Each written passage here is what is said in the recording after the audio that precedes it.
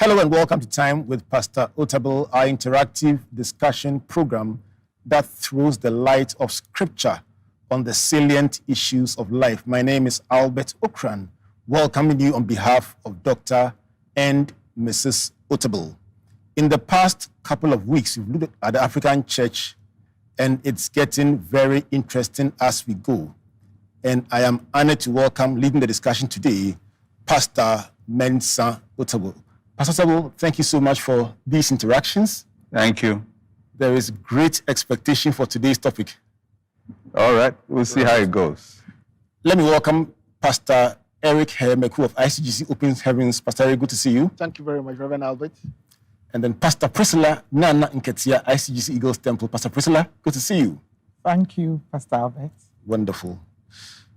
Doc, we would like to zero in today on pastors or church leadership and start with succession planning. So in the next decade or two, plus or minus, many of the biggest African charismatic churches will experience their first leadership transition from the founders. How ready is the African charismatic church for a seamless transition or continuity? And what should be the big factors in this discussion about relevance beyond one generation? I think church transition has always been one of those things people feel a bit nervous about. And it didn't start from today. I mean, from the early church, from the transition from the original apostles of Christ to the disciples of the apostles, people were not sure how Christianity would fare. If you even look at the leadership of Israel, from the generation that had been in the wilderness for 40 years with Moses and Joshua, who transitioned into the promised land. After that generation passes, people are nervous as to how transition and succession would be. And so I can imagine that people would be concerned about how churches would transition.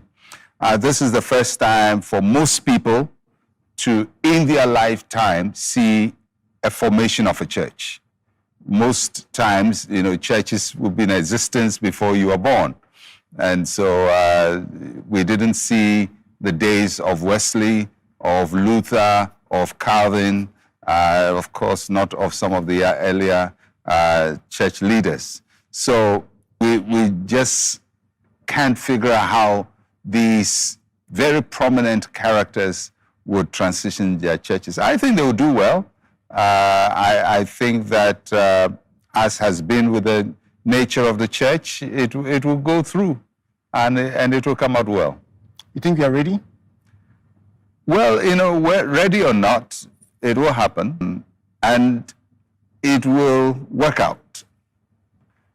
It will work out. For churches listening to you today, what should be some of the considerations that they should have in mind? Will it be structure? Will it be personnel? Will it be systems?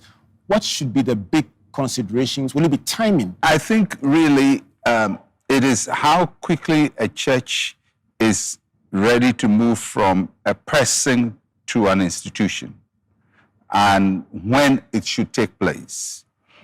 Some wait till after the founder and then the institution kicks in.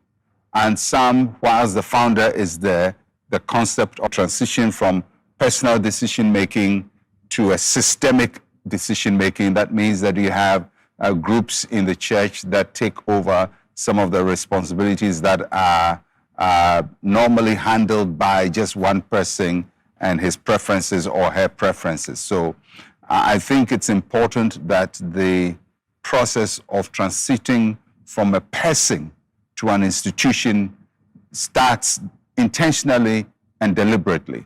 And more the leader begins to take his hands or her hands off and allow things to grow in a more inclusive and collegial manner.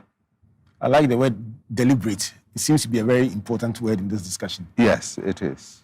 So you said last week you entreated church leaders to invest in a stronger generation of pastors. And you raise success factors like adequate theological training, a thorough knowledge of church history, of contemporary ministry, and so on. What happens when a church does not have these foundations? It takes a while to build them up and has reached the time of transitioning. Yeah, many times when we think about transition, we're thinking of an individual handing over power. But transition goes beyond an individual handing over power to even philosophical transition, ministry concept transition. A founding transition is very different from an establishing and a building transition. The mindsets are very different. So part of the transition that has to take place is for a founder, so to speak, to realize that what was required to found the church may not necessarily be what is required to settle the church and make it grow. And I think that's where training comes in. God has a way of making his grace abound in our weaknesses. And you see that a lot in the beginnings of church movements. You would find God will pick somebody who probably has never been to school, but is divinely graced in a tremendous way. And God gives them compensatory gifts, as I call them, that where they are absent in knowledge, God gives them probably a word of knowledge. So they become prophetic, but they are really not educated. Now, sometimes we are then tempted to think that because this is how they've operated, this is how it should be. And we forget that it is God's compensation for a lack that the person has. And that at a certain point, we have to regularize the system, especially when it goes to the second and third generation. And that is why I feel that the raising of succeeding generations is very different from the raising of a founding generation. The training is very different because you are moving from more an informal system to a more formal system. Of course, when most church leaders stay in office still, they can't function any longer.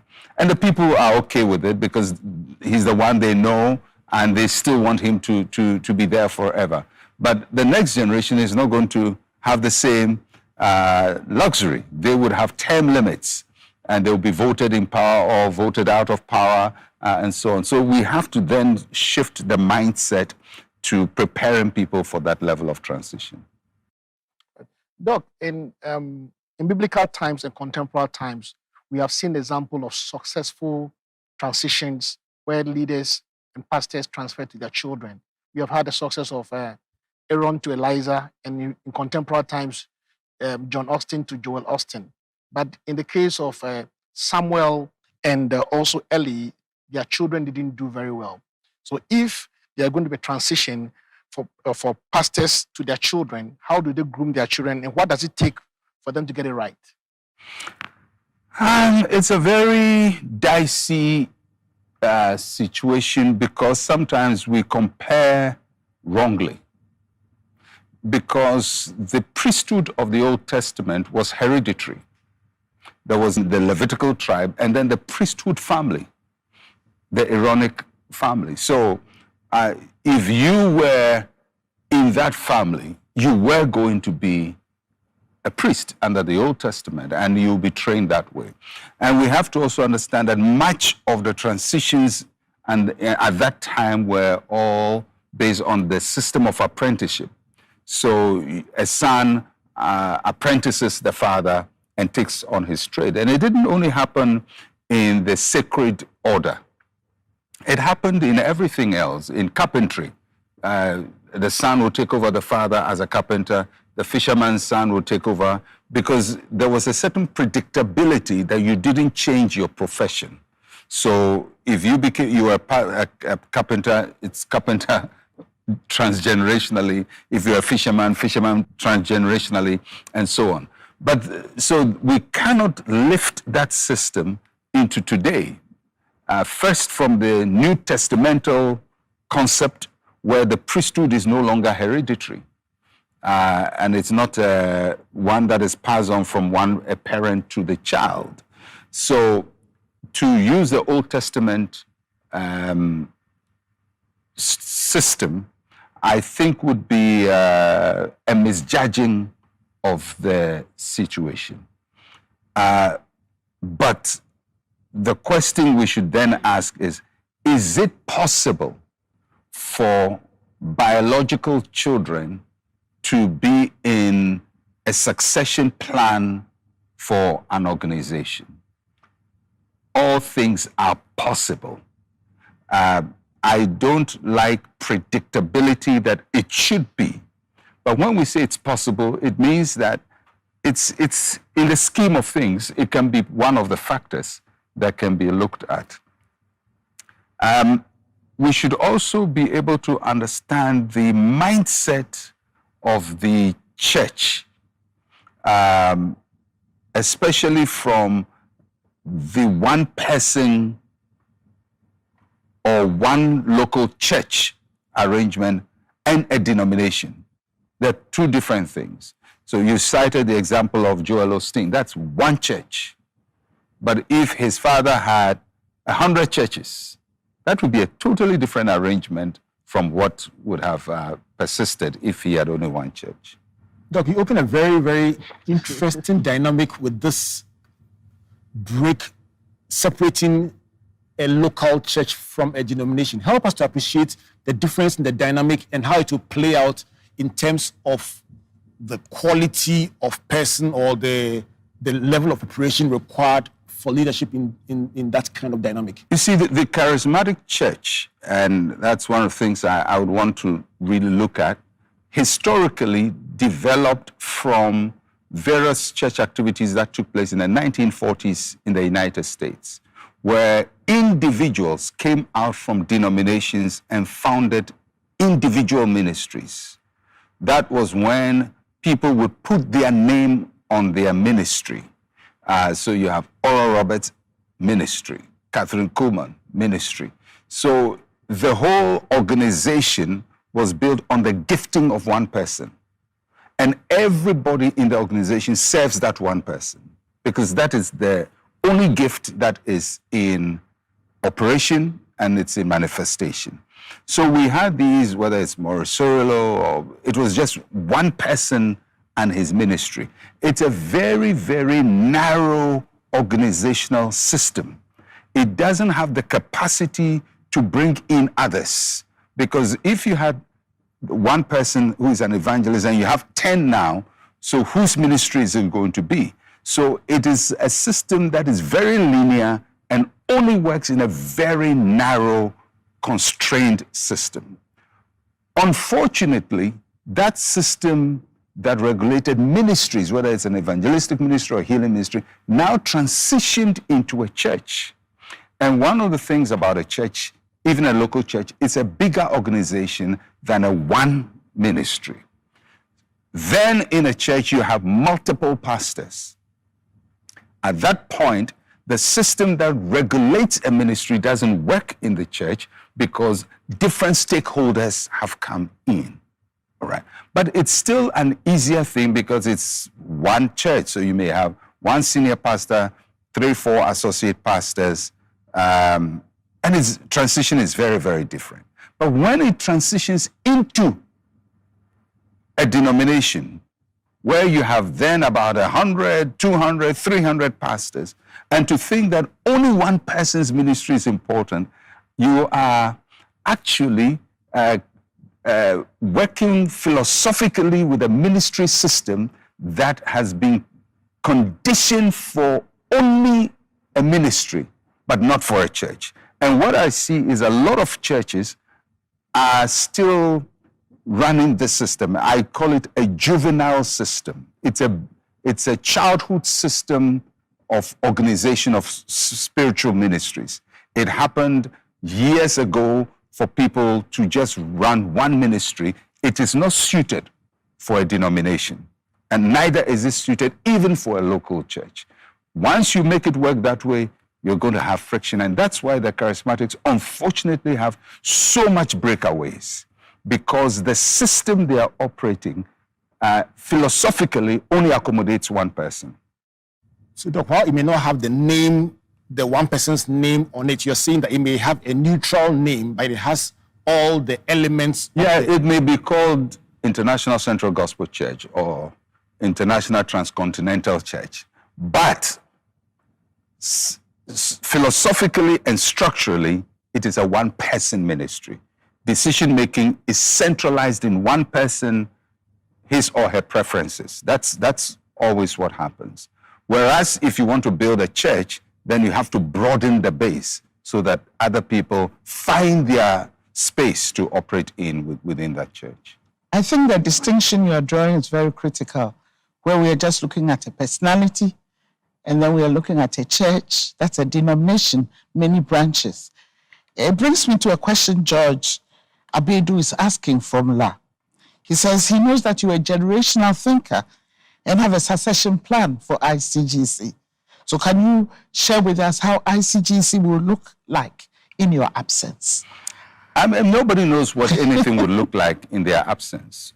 What you try to do is to move from a personality to a system. So anybody who is in the ICGC system, especially the pastors, know that it is generally a committee-run organization. So we have various committees for almost everything that happens, and the committees meet and they deliberate and they come up with policies and so on. And everything goes through a system instead of a person dictating what needs to be done. So that is transition. So it is devolution of decision making from one person to probably 400 people who are in various groups and committees, denomination-wide, are making these decisions, whether it has to do with licensing of pastors or ordination, training, everything. Everything is broadly discussed and implemented.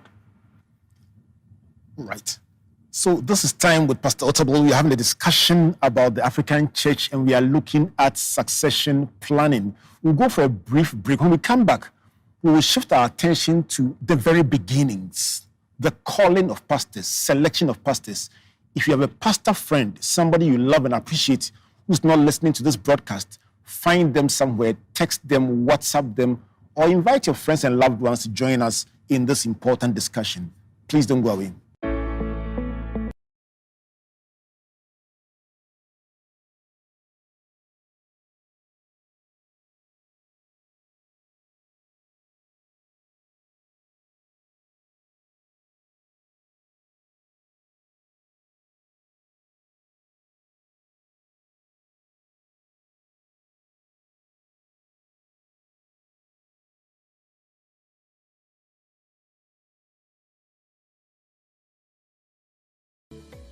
Welcome back to Time with Pastor Otabil, an exciting discussion about the African church. And today we are looking at leadership, at pastors. Doc, many pastors and founders in your generation started ministry at a very, very young age. And it's very heartwarming to look around at the number of general overseers in their mid or early 60s, suggesting that they all started at a particular time. How do we replicate that level of success at a time when it would seem that a pastor who is in his mid-20s is considered too young to think big or dream big? I don't know who considers a pastor in their 20s too young to dream big and think big. Generational works are very, very unique.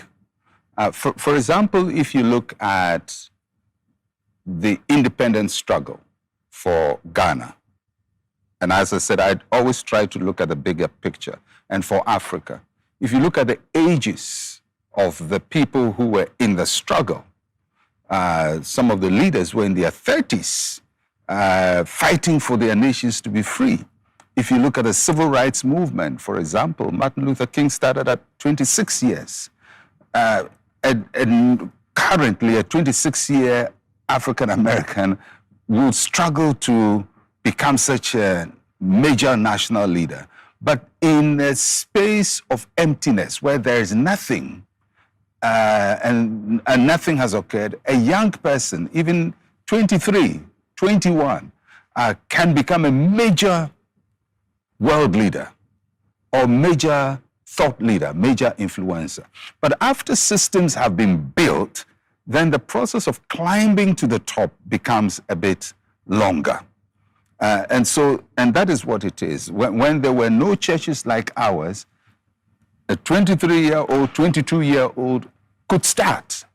But after those have come, if you're 23 years old, your process to the top now is longer, and you have to climb longer to get to the top. And so although potentially you could do what was done maybe 40 years ago by people your age, but because of the structure and the system they have created, getting to the top becomes a bit tougher, you know. So that's how it works out. It would seem that in the legal fraternity, for instance, before you become a Supreme Court judge, you will probably be close to your retirement. From what you just described, isn't the church running the likelihood that, I wouldn't say the risk, the likelihood that for people to get to the place that we are describing, the decision-making level, at the very highest level, they probably will be ending up around the time when they are at the twilight of their careers? Yeah, well, maybe. But you see, when we started, we didn't start by overseeing 1,000 churches. We started in a classroom. So commensurate with our age and experience, we were able to handle that. The people who are taking over from us are not going to pastor 20 people in a classroom. They're going to pastor a very complex organization. And so they require far more experience than I was required to start, because I started very small. Those who are coming in are starting very big. It's like when you get transferred to go and pastor a church. Somebody has been there, maybe the church was in a classroom, they've now built, they have maybe a 500-seat auditorium, and they have so much. And you are a young pastor, 26, you've just been posted to take over. Yes, your age qualifies you to be a pastor, but you also realize that experientially, you lag behind, because you go and meet people who are older than you, more practical sense than you, they've been married longer than you've been alive. Whereas the same 26-year-old, if he went to start a fresh church, he will find his capacity very appropriate for what he's doing.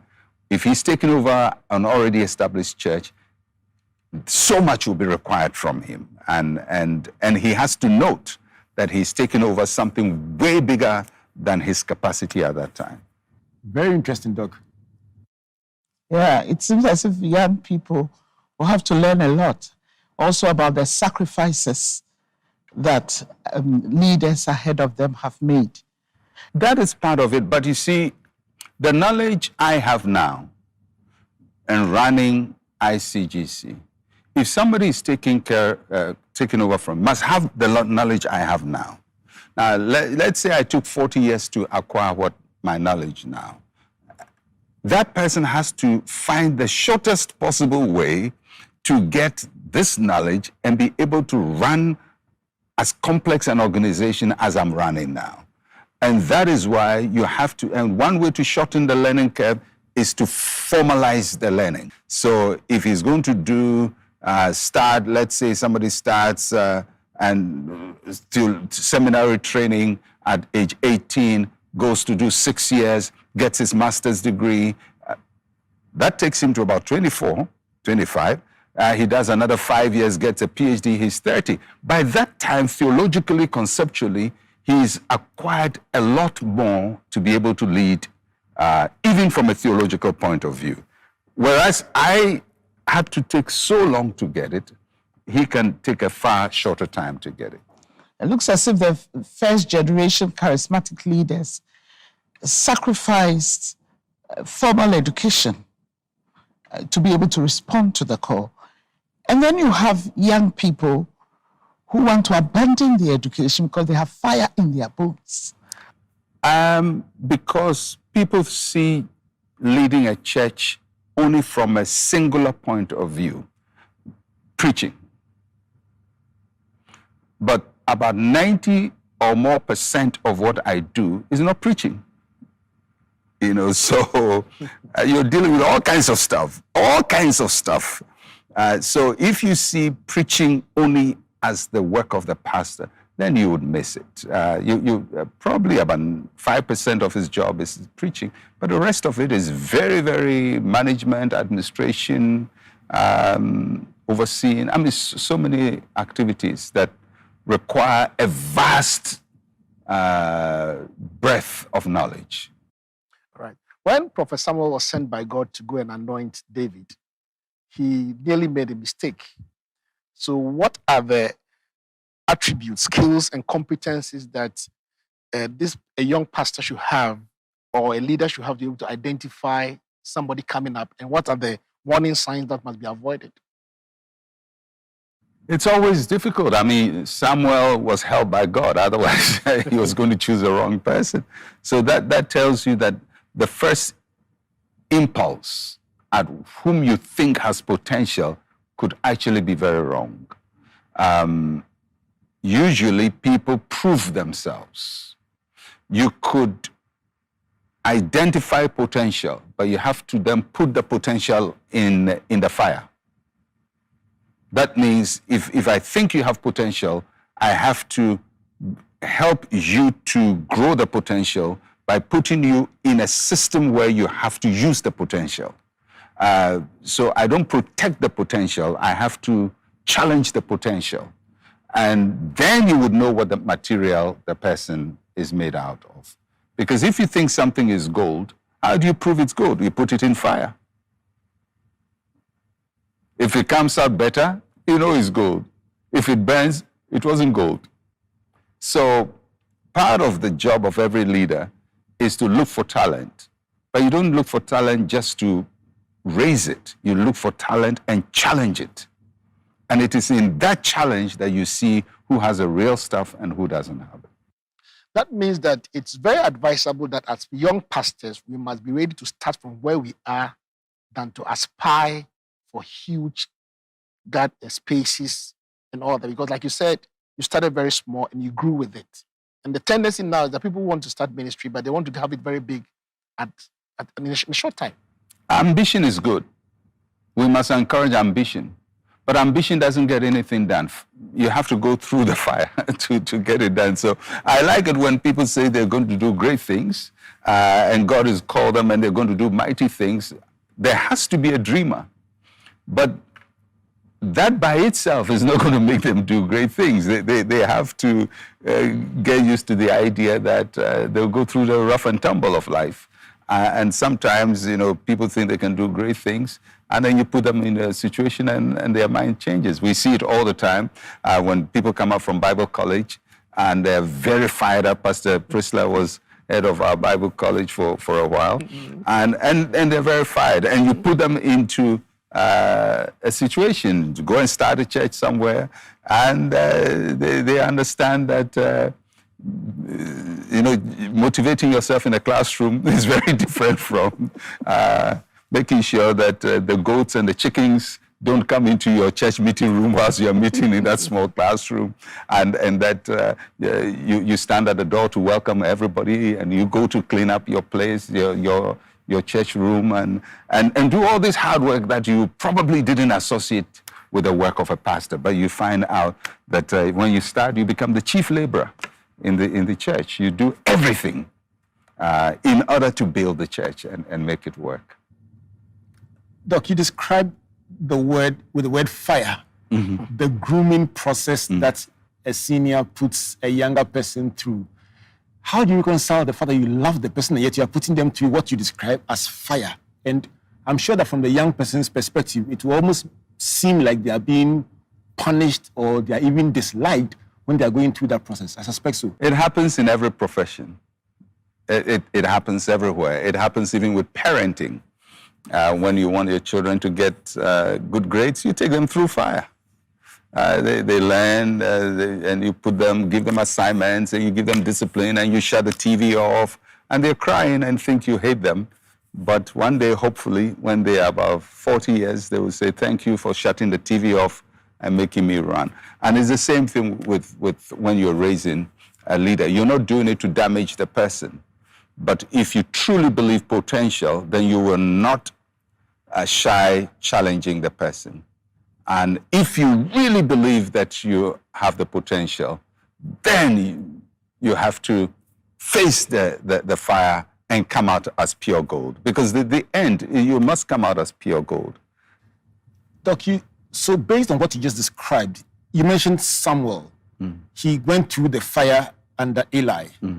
Elisha went through the fire under Elijah. Paul says he was trained by Gamaliel very strictly. How critical is the role of a mentor or a senior overseeing the young person in the developmental process? And then where does that leave the John the Baptist who probably was in the wilderness with no mentor? You know, I'm very flexible with these issues because I recognize sovereignty, God's sovereignty in the affairs of men. People would say that everybody must have a spiritual father. I don't hold that view. That if you don't have a father, then you can't do something. I don't hold that view. I think we limit God to human performance. It's good to have somebody watching over you and mentoring you and correcting you. Sometimes too much of that can also smother you, where you are overprotected from doing daring things. It has its value. In the end, from my point of view, the person determines the outcome of his life. So if I'm a pastor, I determine the kind of pastor I'm going to be, not the person who oversees me. They can guide me, they can instruct me, they can lay a path for me, they can create opportunity for me, they can open doors for me. But in the end, I make all the big decisions about my life. So mentoring is good, whether formal or informal. But what if nobody mentors you? What are you going to do? I mean, nobody fathers you. You know, when I was growing up as a Christian, I never had a spiritual father. People ask me, who's your spiritual father? None. I never had anybody who believed in me. I never had anybody who encouraged me. I cannot pick one person from my ministry formation who I'd say believed in me and thought I would become something useful. I can't pick one person. Did it stop me? No. So sometimes you're going to be in a situation where nobody really encourages you. You encourage yourself in the Lord. Nobody teaches you, teach yourself. Nobody helps you, help yourself. So, but should you get somebody, I mean, for example, if you're a pastor and you are in a church like ICGC, you're going to have tons of trainers and mentors. You go through a formal training. The system itself protects you, gives you resources, gives you tools to learn with and to practice with, and so much. Yes, and it's all good. But granting you are in ICGC and you were posted to a far-off place and your area supervisor is miles away from you, and let's say the area supervisor doesn't really like you, which happens. What are you going to do? Cry and say, why have they posted me to the place? You just see the best way to make it work. So I don't like overvaluing these things about spiritual fathers and mentors and all of that. They're good if they are there, but if they are not there, God is our Father, the Holy Spirit is our teacher. Trust Him and move on. Okay, I mean, practical way of looking at these things that is so amazing. Thank you. Now, can we look at more structured training? You founded Daniel Institute to deliberately train young Christian professionals with strong values to hold responsible positions in society and in the church. How important is this approach for the African church? It's important, and the training should be very rigorous. I feel we shouldn't give people shabby training. I always say it, if you give a doctor shabby training, the patients are going to suffer. If you give a lawyer shabby training, clients are going to suffer. And if we give pastors shabby training, this glorified Sunday school, just, you just look at the training, you wonder, who put this curriculum together? Will this pass a rigorous assessment? And what we try to do is to conceptualize a training program that is as rigorous as the counterpart of the pastor in a profession. So what is rigorous for a brain surgeon to get his qualification should be what you are putting into your pastors to become top-class pastors wherever they are. So we shouldn't cheapen training at all. It's going to be hard, it's going to be rigorous, it's going to be mentally challenging, spiritually challenging, but in the end, it equips the pastor to be excellent and to be effective, because we handle human lives and we have to be adept at doing that. Right. Paul writing to Timothy in 2 Timothy chapter 3, verse 1 to 2 to 12, he listed a couple of things. A bishop should be blameless, husband of one wife, or and all those things. Are these things provided for the people to be self-regulatory, or it is a marking scheme for pastors? I think it's both. I think it's a way by which we can assess ourselves. But also, if you belong to a church denomination, then it becomes basis for assessment. So yes, it works that way. I believe they are very important indicators of the kind of values we should hold as pastors, from our homes to the pulpit, to handling older people, to handling younger people. Paul enumerates all of that, and it just gives you the impression that the publics of the pastor is very wide, and this is just within the church. And then the church is within the community and has to relate to the community. So the pastor must then be equipped to do all of that. So yes, it's maybe it should be a personal regulatory system. But if you belong to a church organization, then they will use it as a marking scheme to mark you, yes. This is Time with Pastor Otabil. Very interesting discussion about the African church. And today we are looking at pastors. We are looking at the calling, the preparation, the requirements. And we just talked about regulation. When we come back, we'll talk a bit more about regulation and then also bring on board your questions about the African church. Please don't go away.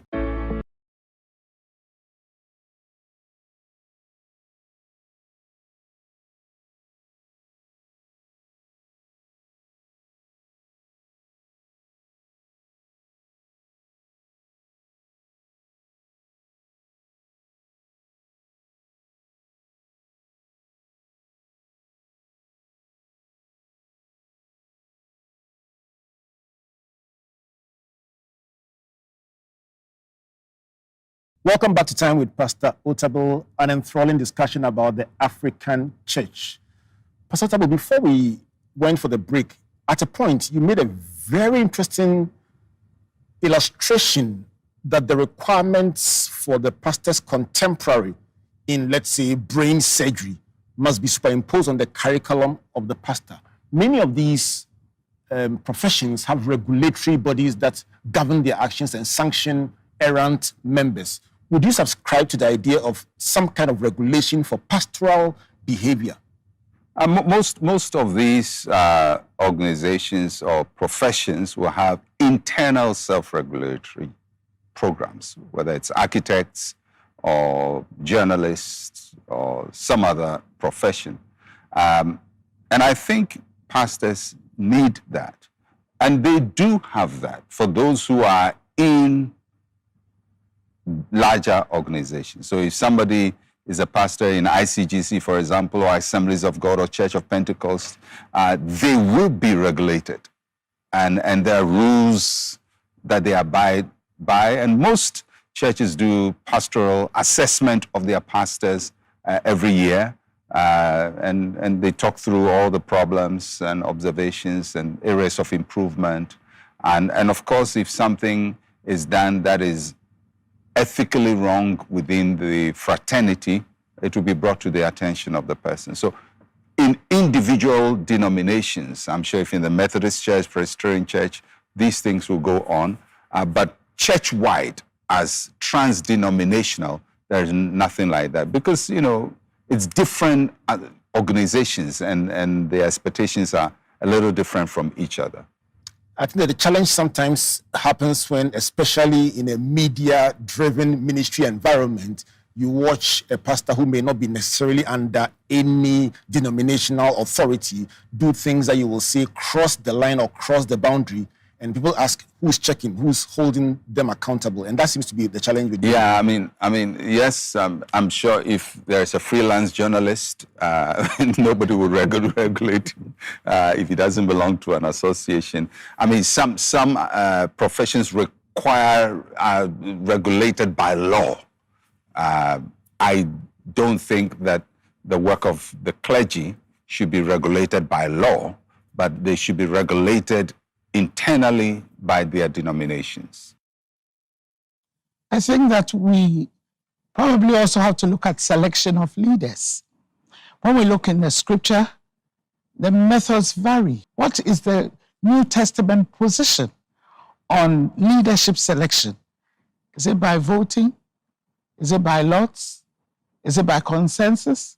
Is it by dropping a mantle? Or is it by inheritance? I think every organization has to determine its processes. In ICGC, we have a constitution, and the process is clearly laid out in the constitution as to how leadership will be selected.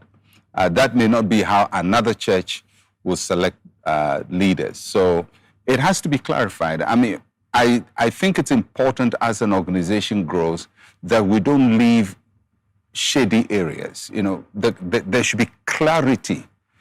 If somebody is a young pastor, he should know this is the pathway. This is the pipeline.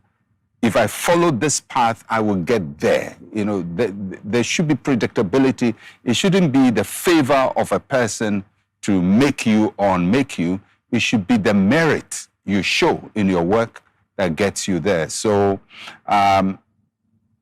I'm not going to fuss over whether it's election or lot or putting a mantle. If people think that they would throw mantles on people to determine leadership, then who knows, maybe it works for them.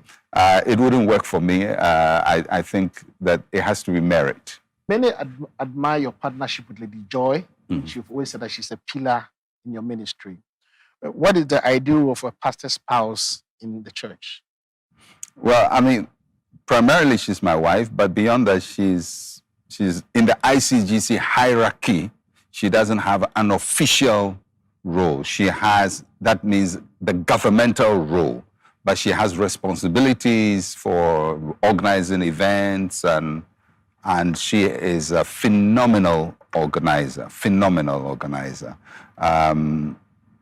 But when we married, I didn't marry her because I thought she'd be an organizer. I just saw her, I liked her, and I married her. And later realized that there are things that she can do to help all of us in the work that we do. A pastor's wife is first and foremost a wife. And so she must be able to get on well with the husband, you know, or the vice versa. If the pastor is a woman, get on well with whatever, vice versa. So I think that role should be clear, that we're not creating a ministry partnership. You're creating a home partnership. But you may discover values that can help ministry, but that's not the basis of the marriage. The basis of the marriage is a partnership at home. And if out of it something comes that can benefit the ministry, that's fine. Pastors and their spouses should endeavor to build a cohesion between them, just the two of them, before we even include the larger organization. Doc, there are cases where some pastors' wives feel that they are also called into ministry. So how does the pastor manage that? Well, I mean, I think marriage is noble, but I don't know whether it's a calling. You don't get called by proximity to a person. So I have siblings, I have brothers and sisters, and they are not called because I'm called. If they are working for God, then they are called in their own right. So the pastor's wife, because of the nature of a church, becomes active in the church. Because of the nature of it has nothing to do with calling. It has to do with service and responsibility. Because people are going to call you a soft mommy. People will come to you with their problems. They're going to get engaged. They want you to go. They're going to get married. They want you to be there. Things like that. Yeah. So by just being associated with a pastor, it's almost like buy one, get one free. The church hires one and get the other one free.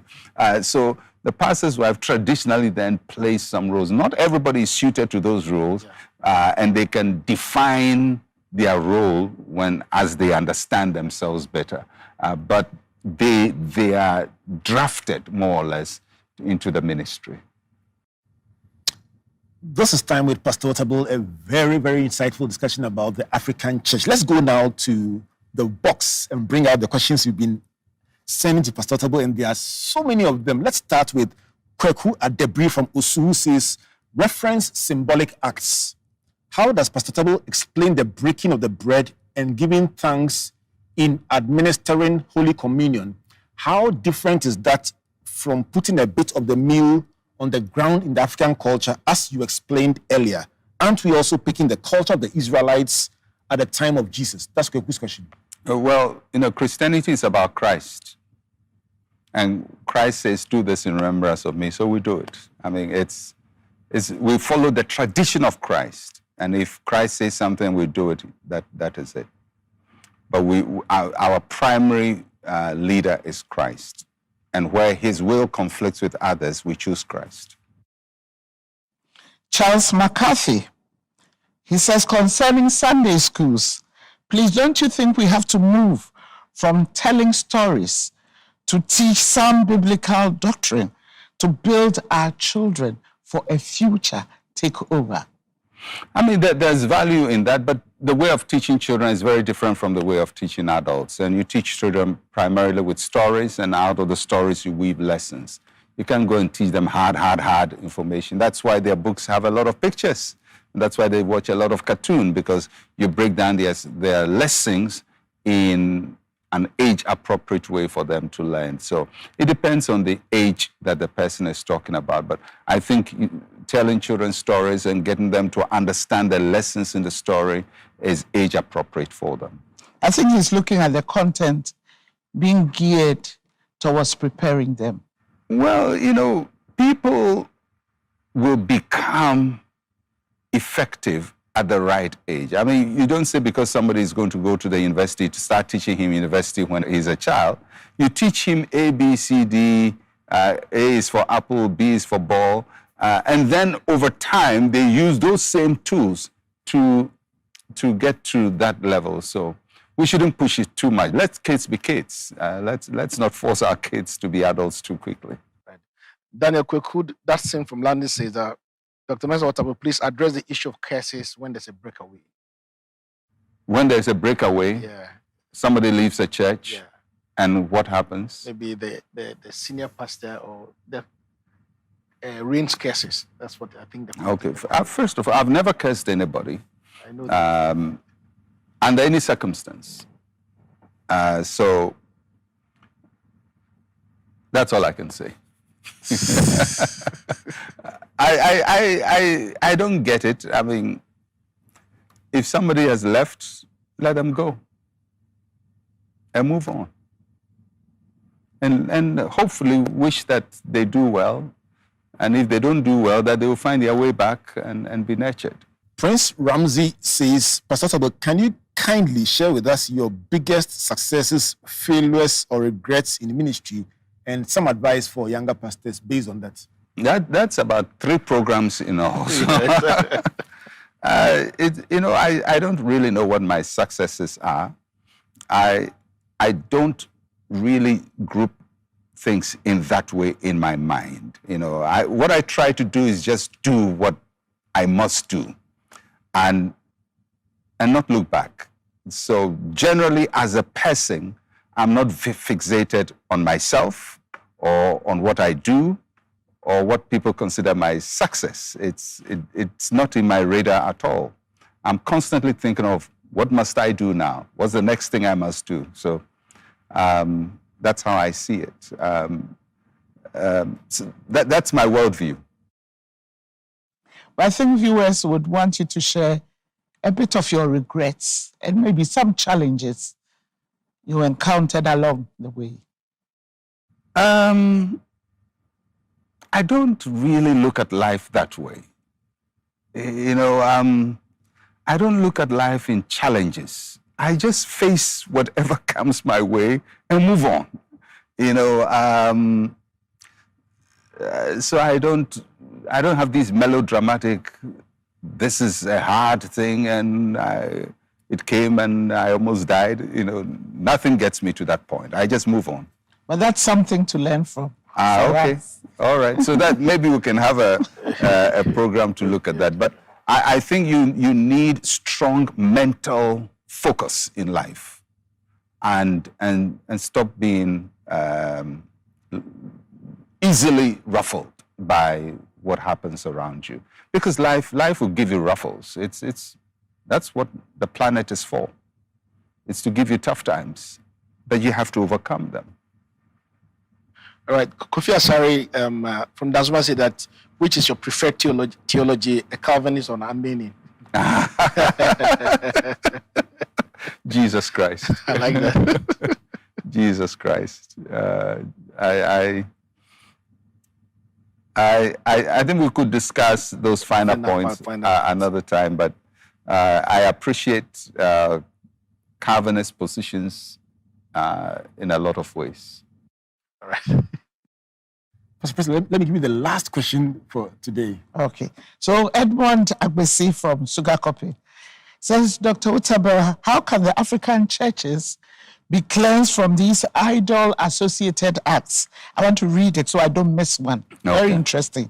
Like consultation fees, using of tokens like handkerchiefs, anointing oil, holy water, and praying at a particular altar by invocation, etc.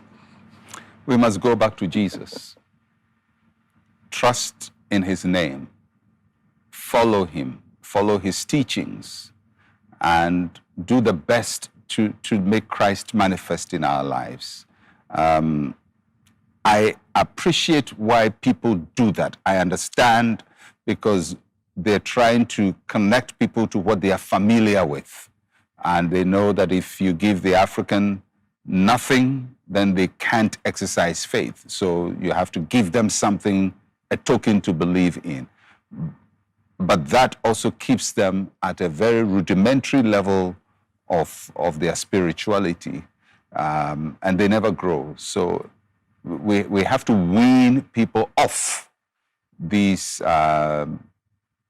placeholders and begin to exercise our faith in Christ more robustly. Taking us to a higher level of our thinking in terms of these issues that we have discussed. So permit me to give you a bonus question from South Africa. Yes. From Motheo, who says, why are African pastors so obsessed with power and honor?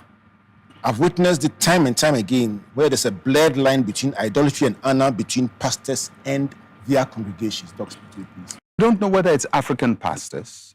I think human beings generally are like that. And I also think there are African pastors who are not like that. So there's a certain overgeneralization of what we see as the same everywhere. Leaders want honor. And it's across board in every culture. If you go to Japan, there's a lot of honor for leadership. Go to China, Asian countries, go to Middle Eastern countries, there's a lot of honor for leadership. You go to South America, the only place where you see this honor being diminished is current Europe. And I say current Europe because that's not how Europe has always been. So it's a certain human response to people that we see are in positions of power or leadership. I think we can also become obsessed with it, where its trappings become the most visible marks of our leadership. And I think if that your leadership is just marked by that, then we need to revise our approach to leadership. Yes, I think so. I think so. I mean, you see, there is a balance, and sometimes my observation is we tilt from one end to the other, and we never see the balance in how to weight all of these things well. So people say, well, don't honor anybody, we're all the same. It's not true. And then somebody says, I'm the man of God and I'm the only one you honor, you know. And so you find two extremes, and it looks like human beings like polemics. We always like to be in two extremes and hit the extremes at each other. And we don't know how to marry the different poles and get a more concise, more rounded, a more developed approach to what we are doing. So my hope in what I'm doing is try to get people to move from the polemics to start thinking that it's not always about the extremes, that there is a way in which we can navigate our path sensibly on all levels, as pastors and as individuals. Concise, rounded, and developed. That's how next week's edition of Time with Pastor Otabil is going to be. Invite somebody, invite a friend, invite a loved one to join us next week for another huge conversation as we continue to explore the African church. A big thank you to you, Pastor Otabil, for the insights you've shared. Thank you so much, sir. Thank you.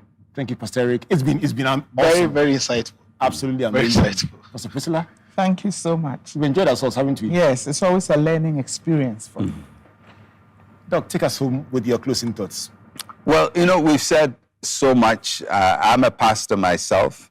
I've been for quite a while. And I understand pastors, especially the emerging pastors from Africa, those who have emerged in the last 40 years. I understand the world that has produced us. And I understand the belief system that has produced us and the philosophy that has produced us. Some for good, some not for good. And my hope, if you're listening to me and you're a pastor, is that you take time with yourself to understand yourself better and the world that has produced you a little better, and start doing some introspection and self-examination to look at areas that need some amendments and some reworking. And I think if we go on this journey of constantly working on ourselves, we will be far better than we are at the end of the day. So I pray for every pastor who is listening to me. You have a tough job. May the Lord give you grace. May He give you wisdom. May He give you ability to handle your human relationships, to handle your institution, to handle all the important decisions that have to be made. May God give you the courage to do what is difficult to do. May God give you the wisdom to decipher into all those difficult choices you have to make. And in the end, may Christ be glorified in your life and in your ministry. In Jesus' name, amen.